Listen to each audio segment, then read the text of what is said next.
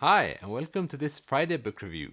In today's book review, we will talk about this book, The Picture of Dorian Gray by Oscar Wilde.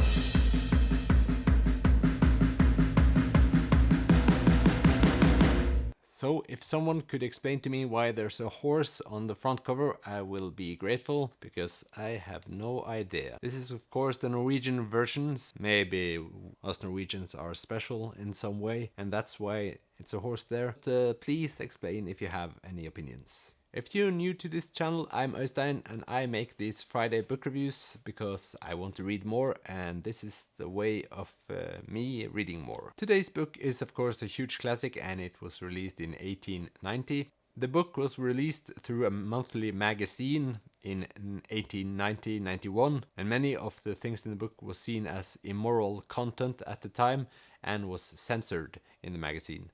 And of course, Oscar Wilde was himself sent to prison at the count of homosexuality, and quotes from the book were used as examples of his homosexuality and was a part of his prison sentence. Why did I want to read this book? Of course, I think this is the book that has been recommended to me the most times. It's meant to be full of action, it's fairly short, and yeah.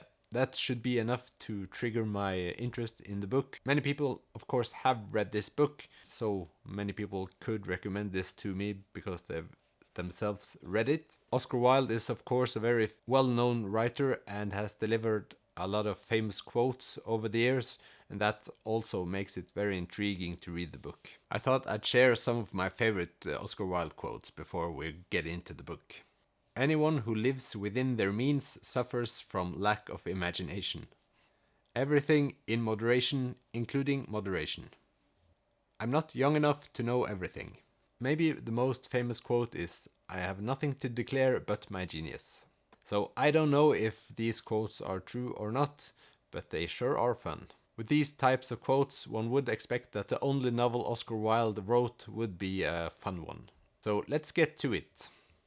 The story is, of course, about Dorian Gray, a young man that inherits a fortune. In the book, he has two friends, called Basil and Henry.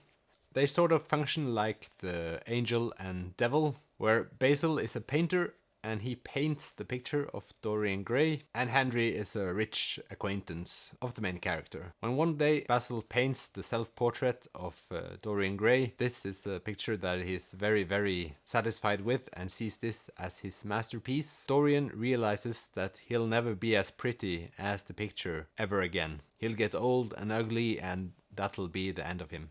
Henry wants to buy the picture from Basil, but Dorian won't allow it and wants to keep it for himself, and no one can ever see the picture again, because it will be a reminder that he has gotten older since the picture was made.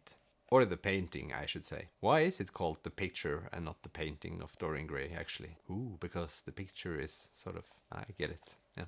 It's like how he sees himself. Double meaning. Smart.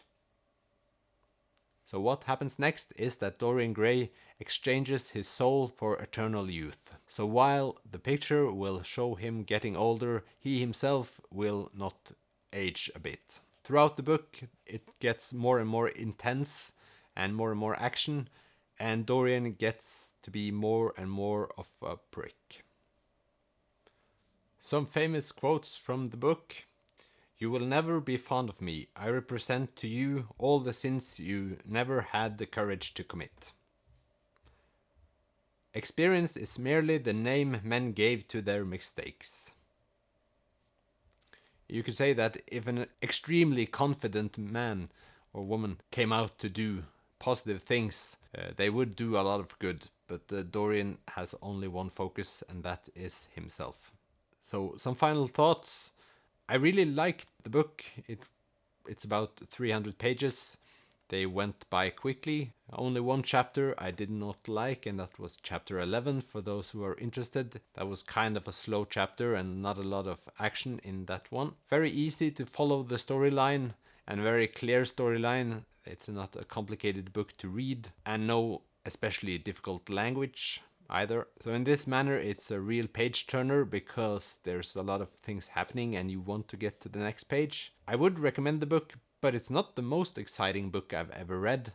But it's a classic, and it's a classic in the soul-splitting genre, one could say. Other books in this might be Dr. Jekyll and Mr. Hyde, of course. Often it takes a couple of days after I've read the book until I could conclude if I'm going to have this book with me in my mind for many years to come, or if I sort of will forget the book. Not forget the content, but forget the feeling of some sorts. And I think that this book is not that exciting to me after I've read it. It was fairly exciting to read, but I don't have any strong feelings for the book after I've read it. So I don't think I will reread it, but only the future will tell. But of course, an interesting story and a good story, and well written, of course. So I think people should read it, and of course many people love this book, so many of you will like this book, but I don't think I will read it again.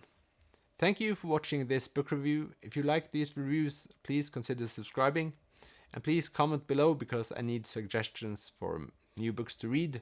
It's exhausting trying to find them on my own. So I'll see you next time. Bye.